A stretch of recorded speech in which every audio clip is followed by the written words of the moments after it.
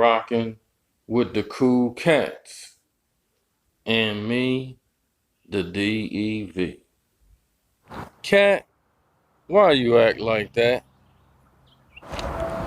So what y'all want to call it? What's the best way to put it?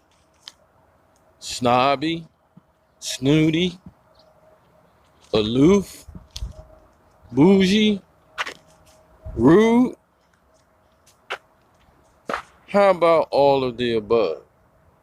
I don't know how y'all deal with it. I had to take a break, man. Go for a walk or something. Get out in the nice weather for a bit and get some of that sun.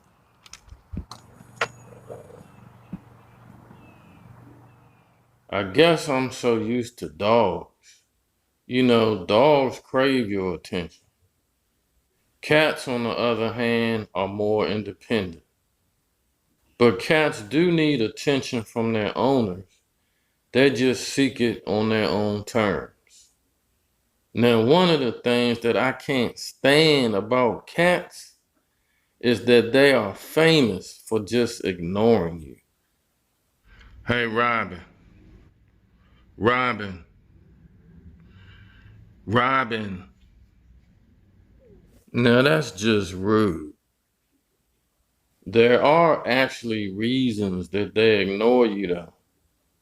At least that's what they want us to believe. They want alone time. The most common reason is that your cat just simply isn't in the mood at the time. Is that even a reason? I'm not in the mood is not a reason, Robin. I told y'all this is what they want us to think. These are things Robin told me, so take it with a grain of salt. Anyway, cats are independent creatures that have their own emotions and moods. If your cat doesn't feel like getting pet or coming to get a treat, chances are they're just gonna ignore you and keep on doing whatever it is that they were doing. Next on Robin's list is older cats may not know that you're trying to get their attention. If your cat has gotten a bit older, there is a chance that they aren't hearing and seeing as well as they used to. They may not be ignoring you, but haven't clued into you trying to get their attention. Moving a little slower and more deliberately helps these cats become aware of you. And then they can decide if they feel like paying attention to you. Hold up, Robin. You don't know no older cats? Who you been talking to? Next, your cat may be scared. Many cats will choose to ignore something they perceive as a threat or that they are stressed by.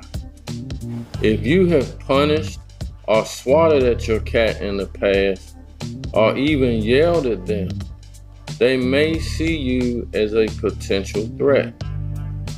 See, I know Robin came up with this stuff. They must see me as a threat then. Boy, you ain't slick. What is this, your cry for help or something? I don't care, I'll read it to him. Your cat doesn't know if your intentions are good or bad, so they try to ignore you. Accidentally stepping on your cat can trigger the cold shoulder.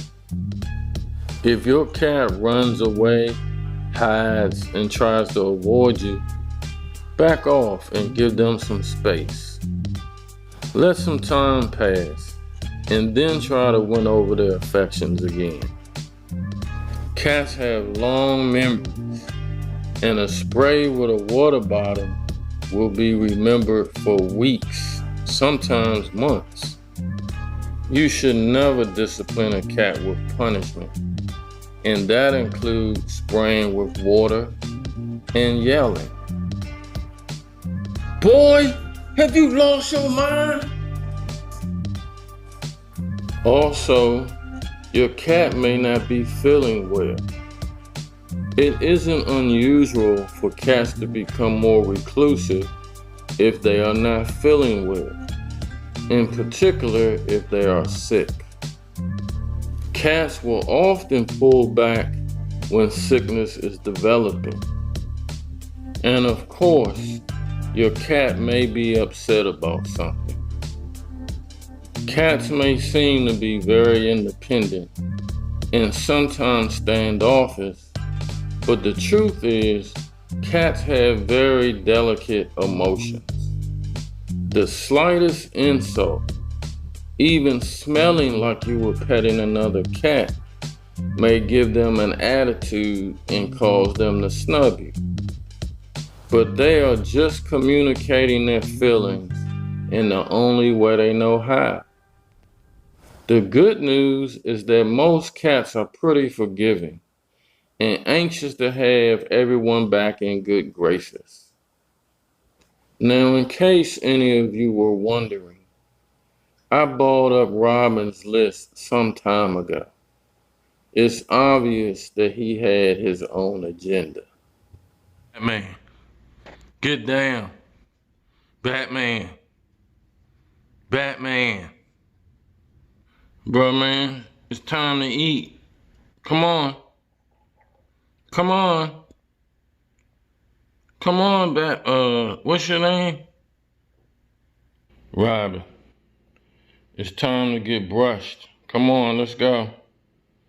Robin. Robin. Now let's continue our conversation about your snooty little friend and their attitude. Did you know that studies show a cat's attitude is actually closely linked to its breed?